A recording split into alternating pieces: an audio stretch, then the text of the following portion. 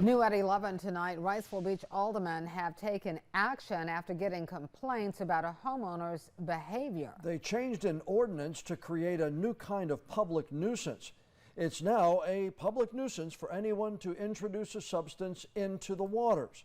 Leaders tonight took the action after neighbors complained about homeowner Rhett Tabor putting green dye into the sand on his property in Wrightsville Beach, which eventually washed into Banks Channel. Tabor said he's upset about dredging done for the Coast Guard.